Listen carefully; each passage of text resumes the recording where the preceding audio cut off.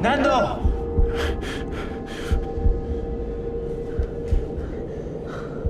Wake up! He's opening his eyes.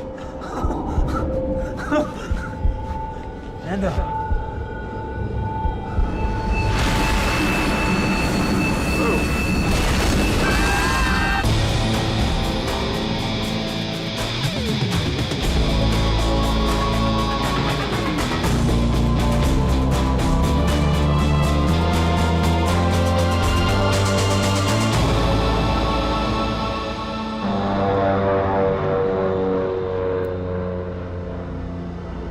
On October 13th, 1972, a Uruguayan rugby team is traveling from Montevideo to Santiago, Chile for a tournament.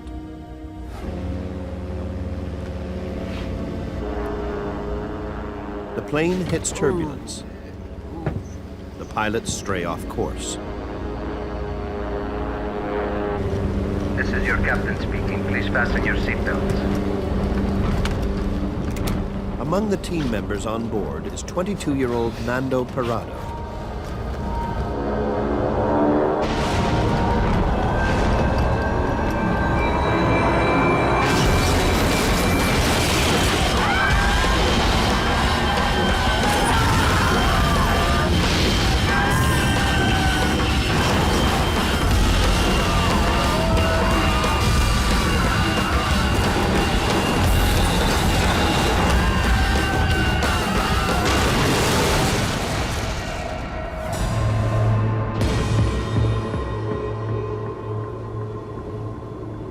Thirty-two of 45 passengers and crew survived the crash.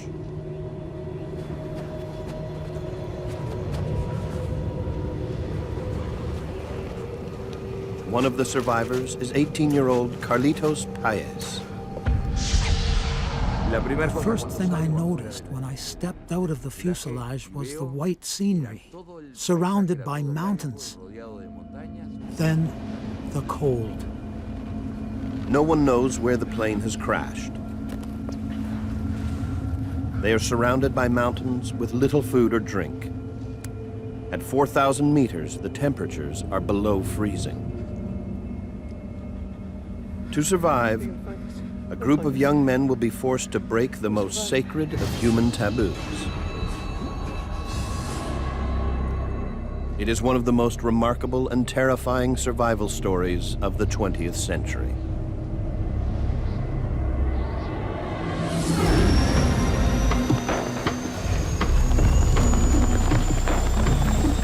When the plane does not arrive in Santiago, the Chilean Air Force launches a search and rescue mission.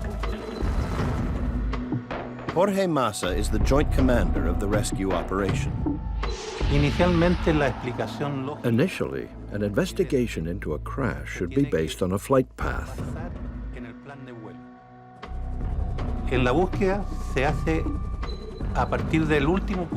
The search begins at the last known point and works backward from there.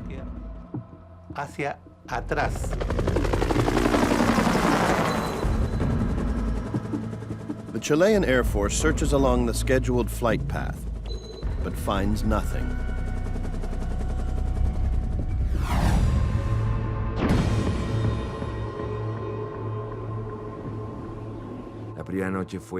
The first night was horrible. People screaming, people dying, the cold, very brutal cold. For many of us, it was the first time we had seen a dead person. By the following day, 4 more people have died. Among the dead is co-pilot Dante Laguirara. There are now 28 passengers still alive.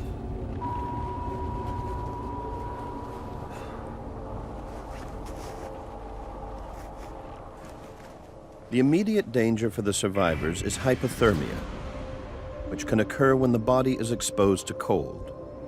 As their body temperatures drop, blood vessels close to the surface of the skin constrict, reducing blood flow to the extremities. This preserves the body's core temperature, protecting the vital organs. Continued exposure reduces nerve and motor functions. Heart rate and breathing decreases. Slowly, the body shuts down.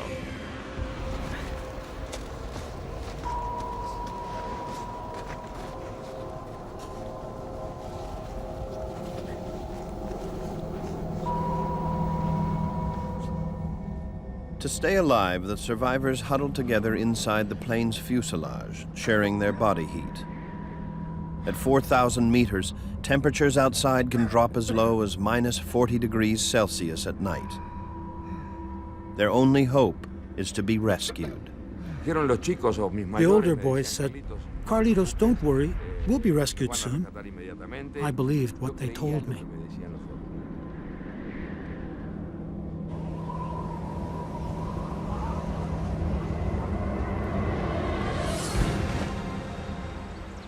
Carlitos' father is the first family member to arrive at the rescue headquarters in Chile.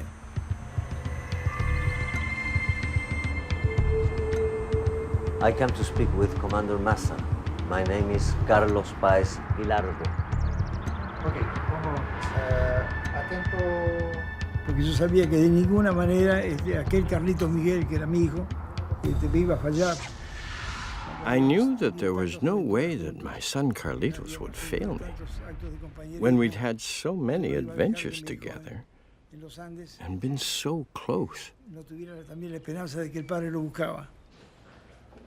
A famous painter at home in Uruguay, Carlos has crossed the continent to find his son. Hello, Commander Massa. Carlos Páez, desde el primer momento. From the beginning, Carlos Páez had the drive, courage, and determination to find his son. Massa takes the unusual step of allowing Carlos to take part in the search flights. Y había que estar horas circulando arriba de las montañas a ver si encontrábamos algo. We spent hours circling the mountains. I prayed for my son with tears in my eyes, not knowing if it was from the pain of the search or the reflection of the snow. La fuerza de la nieve.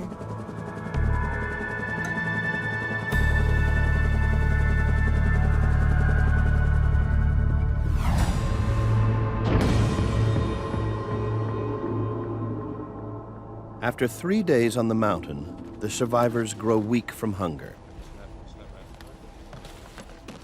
They ration 8 chocolate bars, some candy and dried fruit, a packet of salted crackers, and 3 small jars of jam amongst 28 passengers.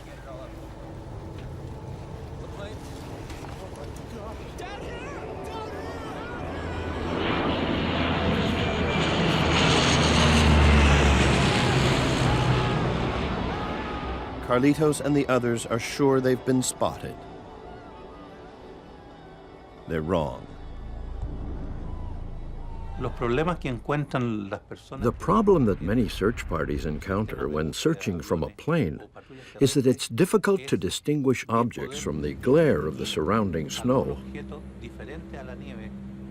In this case, the plane was buried in the snow, so we were never going to see it.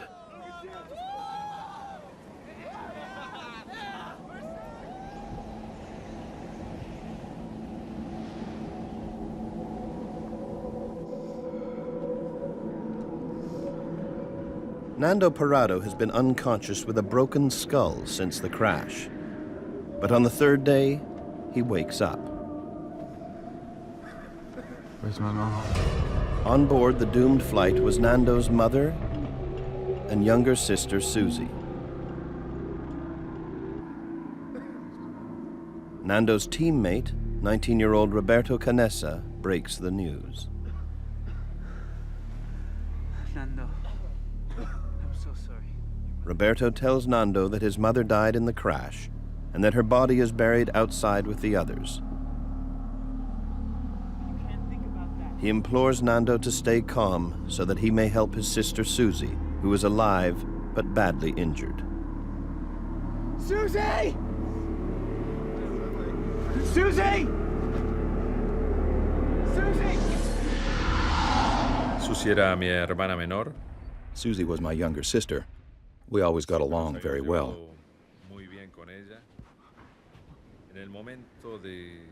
When I realized that my sister was in the front section of the fuselage, she became my priority.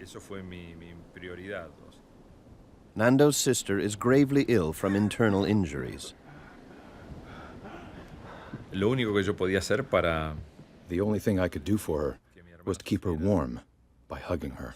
era darle calor, estar abrazado con.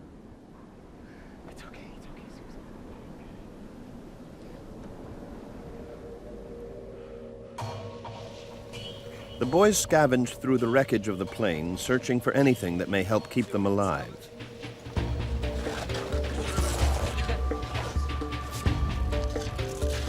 Desperation forces them to be inventive.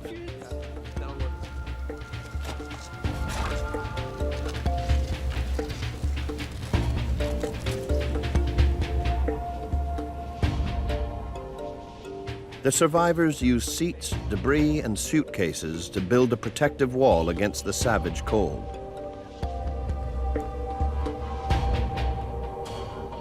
Their collective body temperatures create just enough warmth to avoid freezing.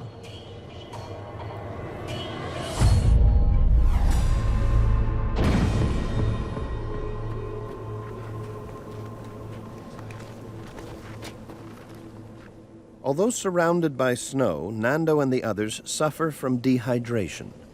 La sed.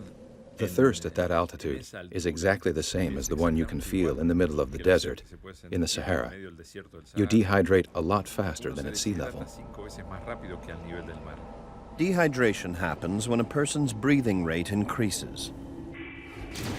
To get sufficient oxygen from the thin atmosphere, Nando must breathe more quickly, which expends more moisture than normal.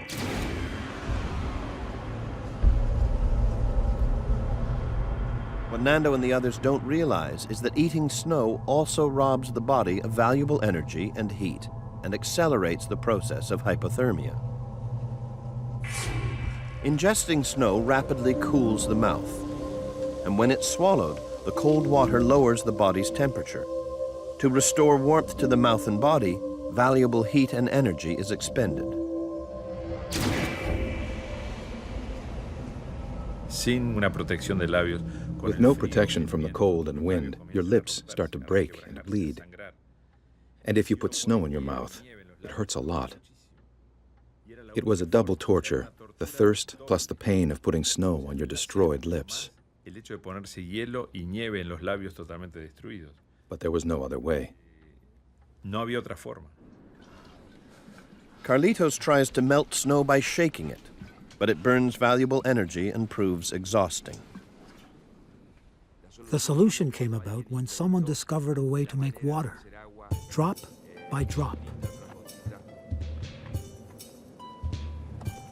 The survivors discover that every seat back contains an aluminum sheet. They fold the metal sheets to create a makeshift funnel.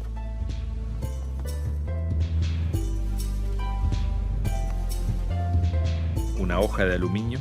You put a thin layer of snow on the aluminum sheet, and the sun melted that layer into a tin can.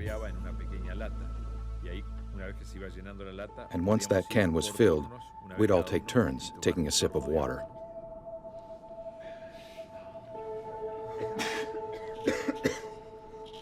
Despite severe rationing, they are running out of food. Starvation is making everyone weak.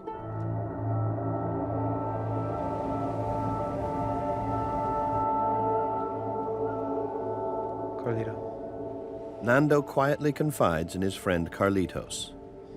You awake? Yeah. I'm gonna climb up. Nando is becoming obsessed with the idea of walking out of the mountains to freedom. Carlitos doesn't take it seriously. He insists Nando is too weak from hunger to even think about it. We have to eat something or we're gonna die.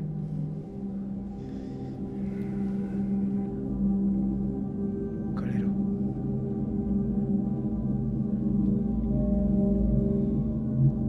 Hunger forces the survivors to think about cannibalism.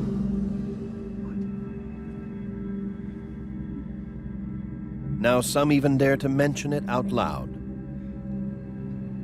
But the idea is still so alien, so forbidden, that nobody is yet prepared to act upon it. God help us all. I've been thinking the same thing.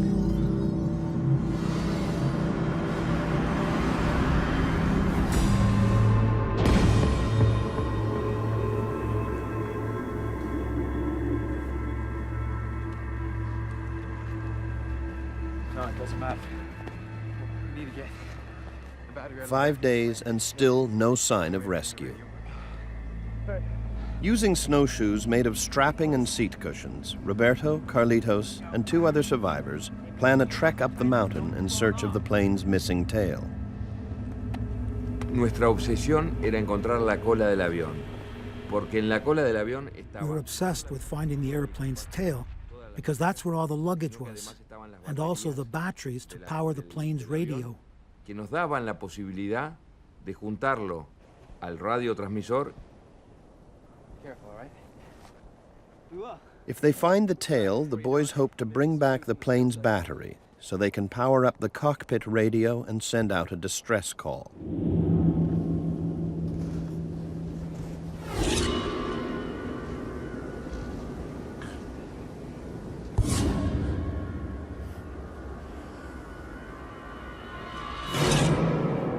Meanwhile, Nando studies a map from the cockpit, trying to find his escape route out of the mountains.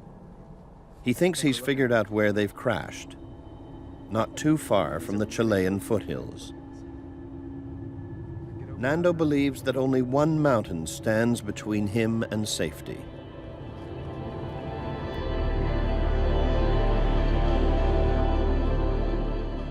We thought we were very close to Chile. Chile was to the west, and if we climbed that mountain, we would be saved. After trekking for hours, Carlitos and the boys return to the safety of the fuselage.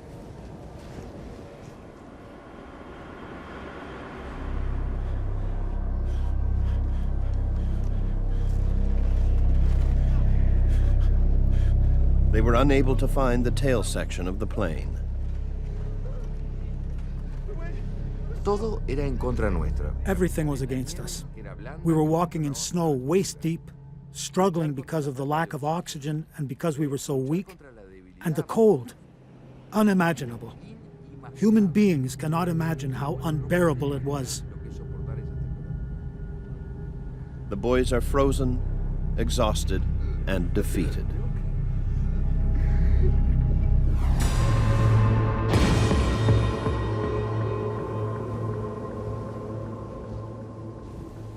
For Nando Parrado, day 8 is devastating. After a painful struggle, his sister Susie has died. Lo único que me consuela o que estoy. The only thing that comforted me was that she died peacefully in my arms, and she wasn't alone. After my sister died, I felt a change, a very important change. There was an inner voice that was instinct or heart or will, I don't know how to describe it, that told me I have to go on. You have to move forward. You cannot cry. You can't destroy yourself morally or emotionally. You have to fight to survive. Sino que tenés que luchar para sobrevivir.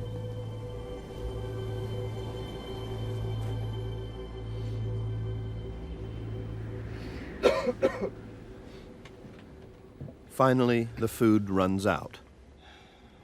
Lo último que yo comí fue. The last thing I ate was a peanut covered in chocolate. I made it last for 3 days. The survivors are slowly starving to death.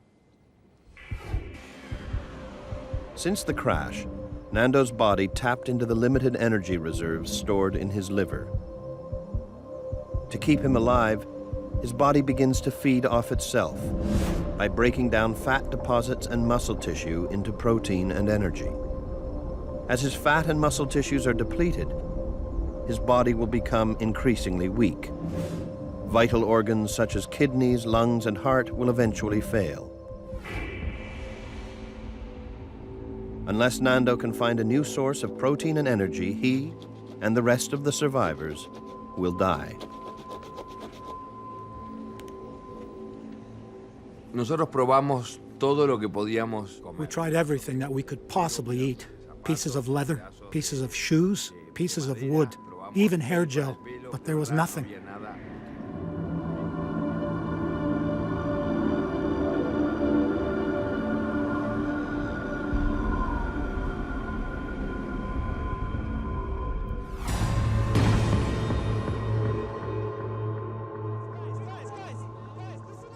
As survivors continue to starve, Roberto Canessa, a medical student and respected leader, broaches the taboo subject.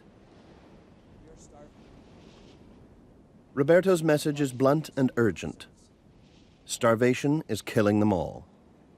Their only hope is protein, and there's only one way to get it. And the only protein here is in the bodies of our friends. If you want to see your families again, then this is what we must For some of the survivors, the idea is too repulsive to consider. Others resist the idea on moral grounds. Nando argues that the victims' souls have left their bodies.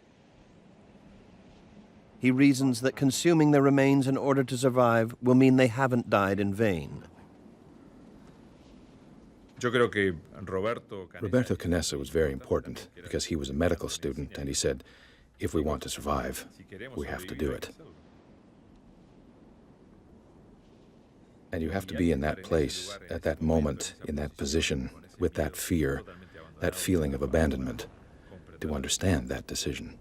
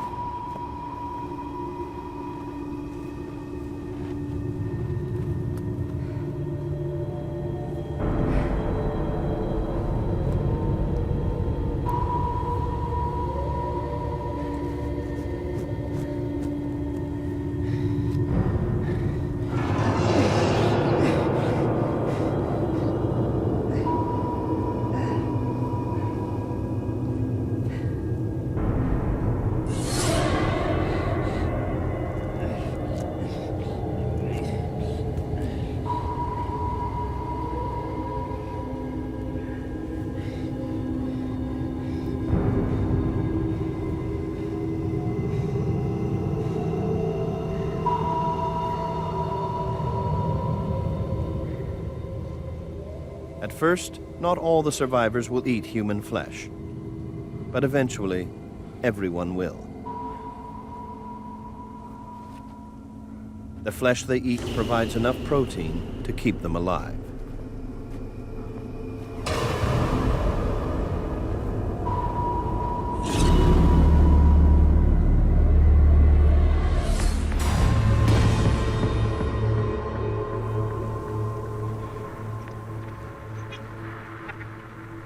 The survivors find a transistor radio and jury-rig the antenna. They try to find news of the rescue efforts.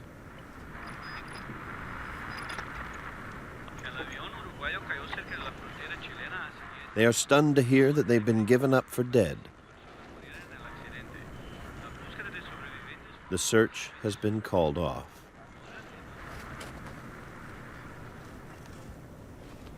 El momento que yo escucho en la radio, The moment I heard they called off the search, I knew we were going to die there, with no food, no water, no rescue. We were trapped. And I told myself, rather than dying slowly here, I would prefer to die fighting. prefiero morir una muerte un poco más honorable, luchando.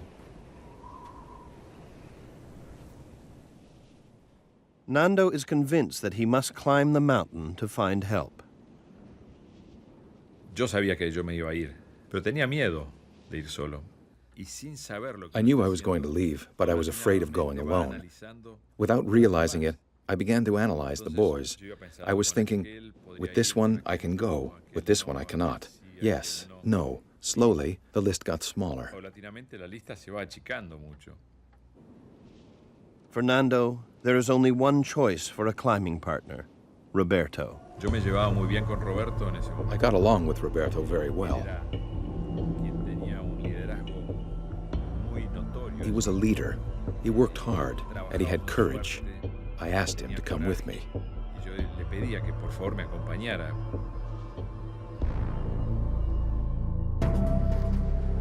The official search has been called off, but Carlos Paez refuses to give up his personal quest to find his son Carlitos. He travels from village to village, asking anyone he meets if they have seen signs of a plane crash. Señor. Ah, ¿cuántos kilómetros son? Ya. 1,5 kilómetros, me dijo. Claro, hay una baja grande que hay ahí y toma para la derecha. Cuando guste, señor. Muchas gracias. His search makes him a legend in the region. Hasta el punto que se corrió un poco. And that's when we started hearing, there goes that crazy old man who's still looking for his son that's lost in the mountains.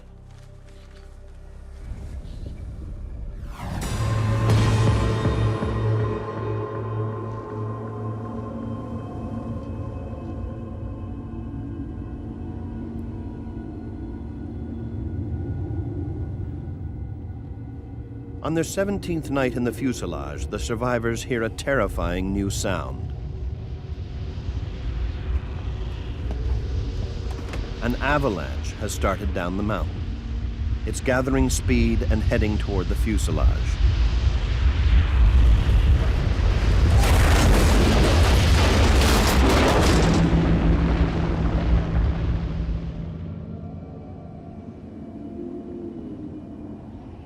The avalanche buries most of the 27 survivors, including Nando Parrado. I felt like I had 1,000 tons of concrete on my chest. I couldn't breathe anymore.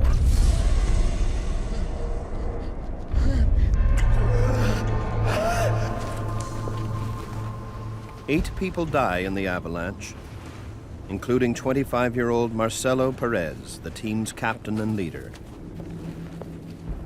For the 19 remaining survivors, morale is at an all-time low.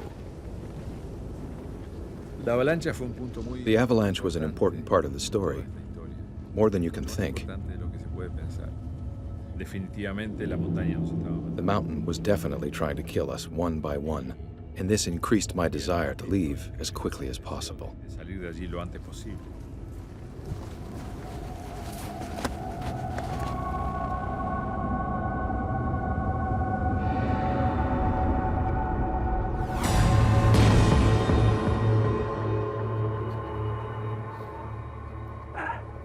6 weeks trapped in the Andes.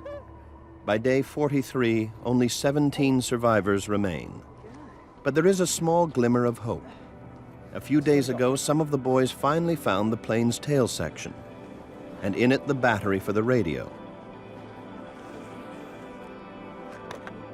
Today, Nando, Roberto, and 2 others return to the tail with the radio and its transmitter. They hope to fix the radio and send out a distress call. Wiring the radio, transmitter, and battery together is extremely complicated. It will take days to determine the correct connections. Meanwhile, in their continual search for warmth, Nando and his friend Antonio discover a valuable commodity: pieces of insulation.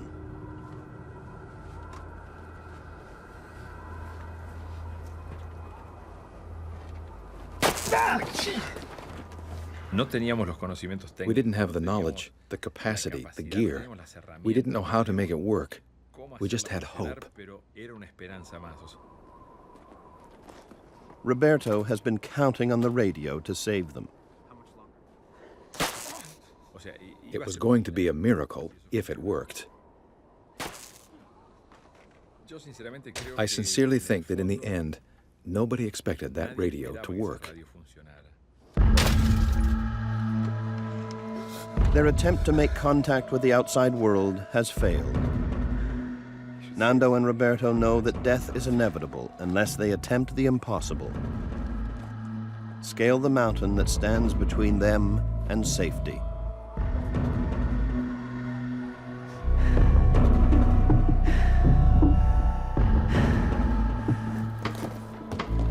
We're out farther.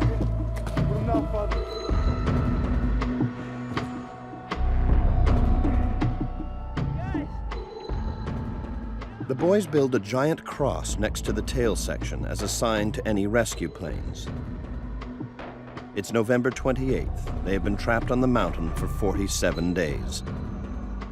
Nando plans his escape. I had chosen December 12th to leave, because if you do not choose a date, you stay and stay. I told Roberto we have to leave, because if we wait too long, we will become too weak to escape from here.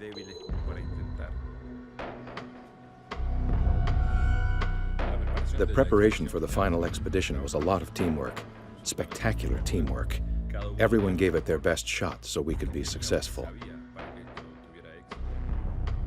Nando and Roberto expect the trek to go on for days. The greatest danger is freezing overnight on the mountain. The insulation found in the tail could save their lives.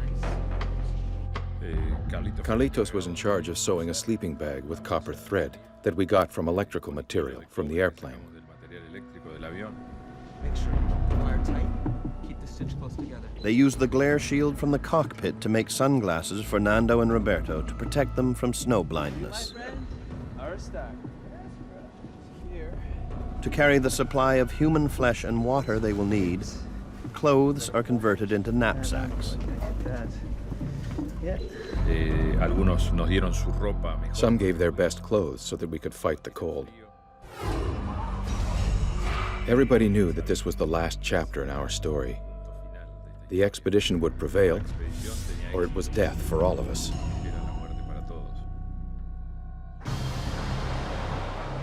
In village after village, Carlos posts a cash reward for any news about a crash site and the whereabouts of his son Carlitos. Estoy tratando de encontrar información sobre el avión que se perdió. ¿Se los pasan a su papá?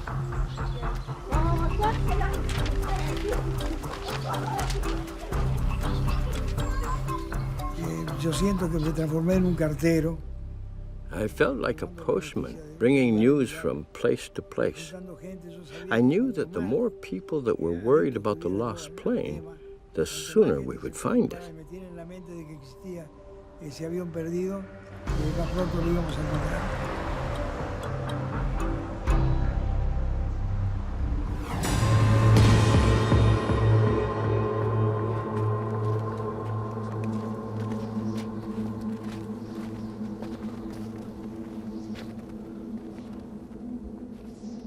Before leaving the fuselage for the last time, Nando offers the remains of his mother and Susie as food for survival.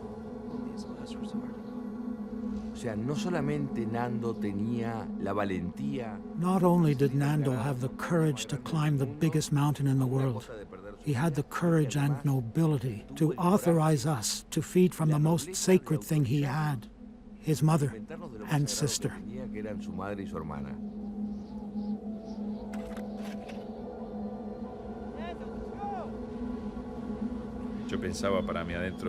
I thought to myself that Carlitos doesn't know how scared I am, or that I don't know where I'm going. I don't have the slightest idea, and I said, look, this could be very difficult, and we may not return.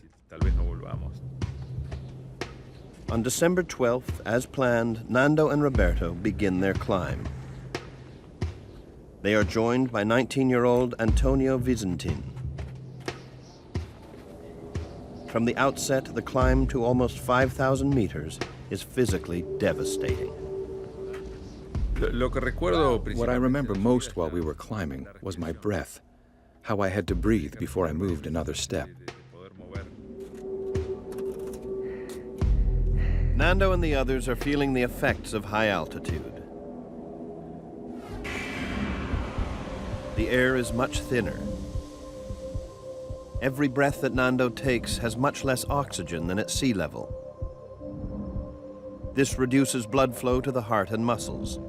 Eventually, the restricted blood flow can cause brain fluids to leak inside the skull.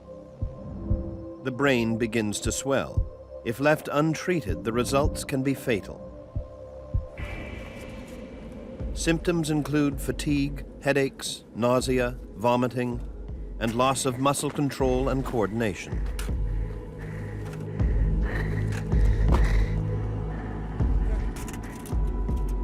nos lleva a cerrar toda nuestra mente a todo lo que You close your mind to everything that is not of that moment. I was totally concentrating on the next step, where I was going to put my feet, my hand. My whole life was planning the next 10 or 15 meters, and then the next 10. los siguientes 10 metros, 15 metros, 20 metros. Era constante, pero en espacios cortos. It was a constant flow of short intervals. If I had thought about what was ahead, I never would have made it. And I think that the constant flow hid the physical pain.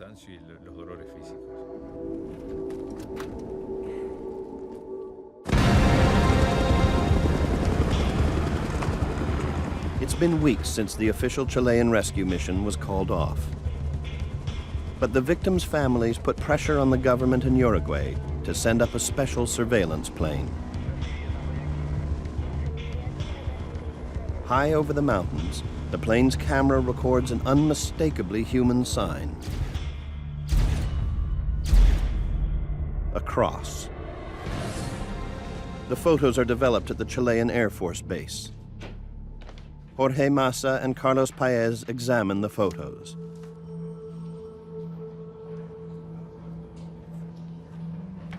Look, this is a cross. This is a cross on the snow. It's true. We've never seen a cross there before. This is a sign that the boys are alive. I hope you're right. I am right.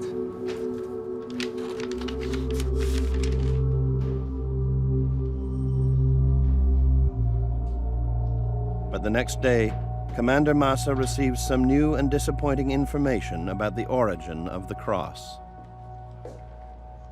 De informaciones que recibimos de Argentina. After speaking to officials in Argentina, we discovered that, unfortunately, the cross was actually made of instruments used to measure snow levels that would tell us how much water to expect in the summer. The cross in the photos is not the one the boys have built. Once again, the rescue mission is called off.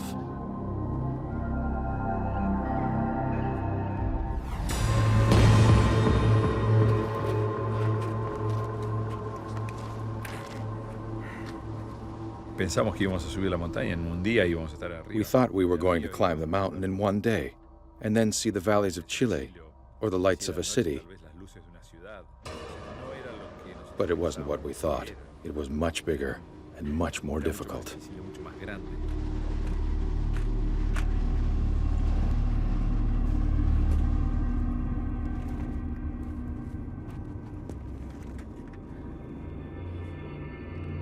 Go for this.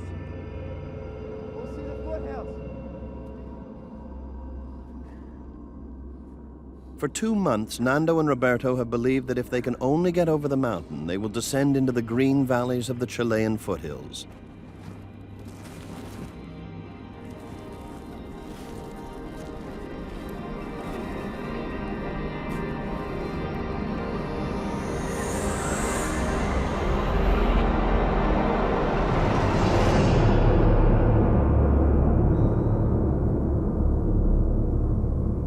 Me di cuenta al subir esa montaña, al estar en ese... After climbing that mountain, I realized that everything we thought was wrong. We weren't in the foothills. We were in the middle of a mountain chain. There was no chance of surviving. Absolutely no chance. The boys believe the crash site is in Chile, on the western edge of the mountain chain. In fact, they are trapped in the middle of the Andes, east of Chile and in Argentina. Para mí ese fue uno de los... It was the most decisive moment of my life. I accepted that I was going to die in those mountains. I was not going to return to that plane. But dying up here seemed useless. After 3 days of difficult climbing, they are demoralized, broken, and exhausted.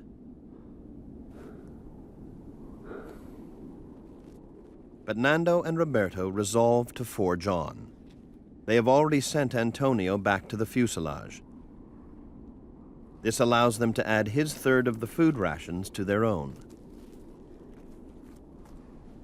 Now they must make their way down the mountain into the icy valley.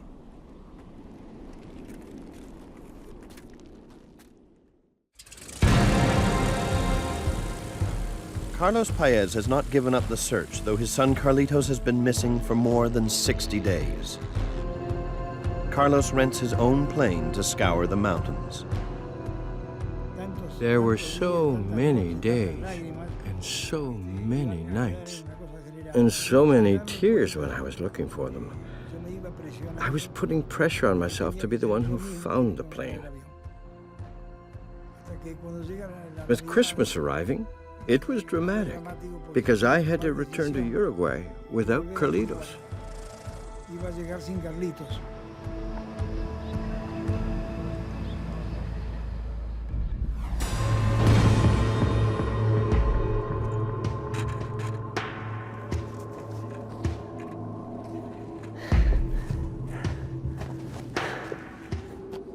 Nando and Roberto have been walking for days. Their muscles cramp painfully from overexertion.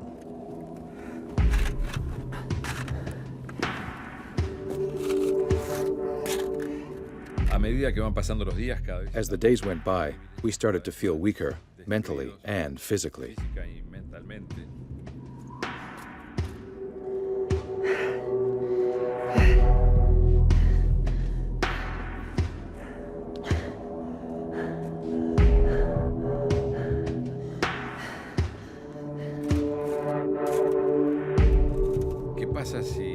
I wondered what would happen if Roberto broke his leg, or if he couldn't walk anymore. Do I carry him, or do I leave him here? These are doubts that a person has, because we're human.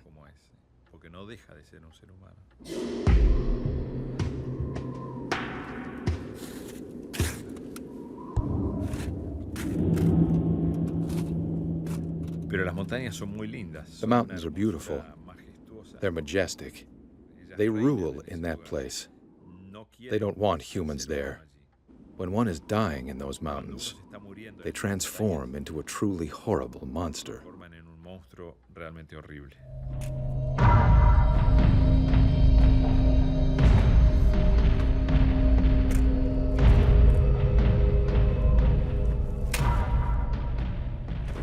Seven days into their long trek, Nando and Roberto are barely able to continue.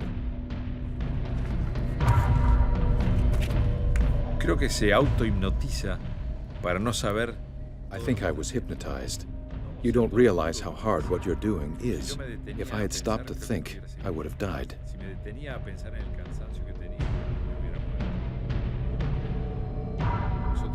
We were approaching our limit, a physical limit. It was a real low. There wasn't much life left in us.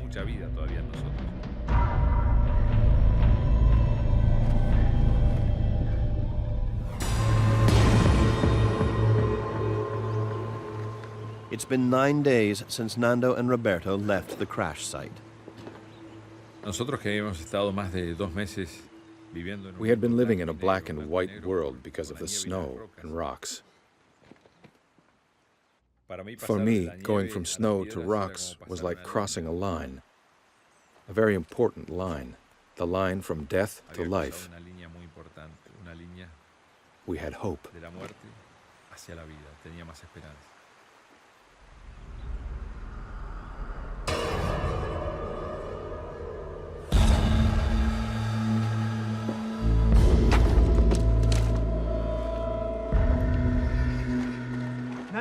A few hours later, the first real proof that they have returned to the land of the living.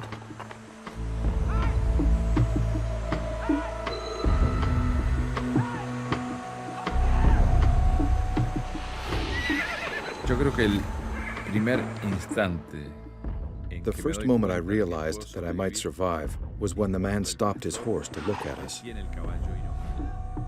And I said, "This is the first contact with civilization. He will save us."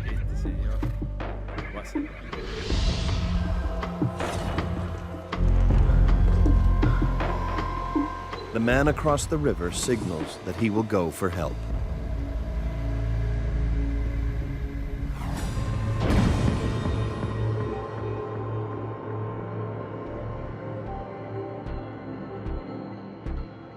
The next day, a group of horsemen carry Nando and Roberto to a local village.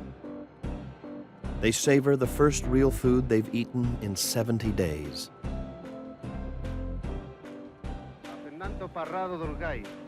Word spreads of 2 plane crash survivors who have walked away from death.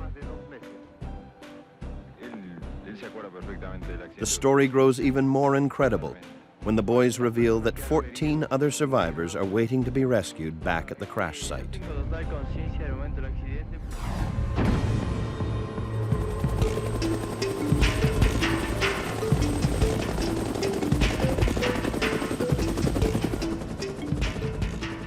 The Chilean Air Rescue Service dispatches helicopters to rescue the remaining survivors.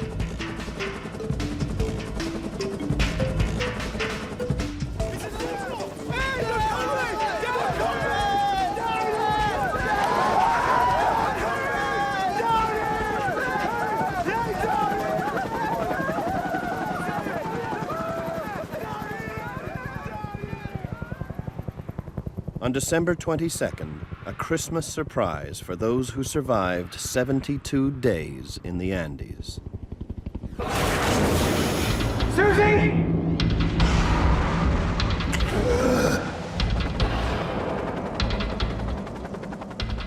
Carlos Paez has been told that his son Carlitos is among the survivors. But after his epic 10-week search, he hardly dares believe it. La angustia de la espera del helicóptero fue tremenda. There was a lot of anguish while waiting for the helicopter. When it landed and the dust settled, I saw Carlitos. He smelled of sweat and sacrifice and death. I hugged him intensely. I think that photo of us shows that moment very well, because it conveys the horror and the happiness at the same time. It's a reunion that probably never would have happened if it wasn't for the determination of Nando to find an escape route out of the Andes. As Carlitos exits the helicopter, he embraces Nando. I wanted to thank Nando in some way for what he had done. I hugged him. We fell to the ground. For the first time, I felt warm. Only 16 of the 45 survived, huddled in a battered fuselage, weak with hunger and numb with cold for 72 days. It is a testament to the strength of the human will, one of the greatest survival stories of the 20th century.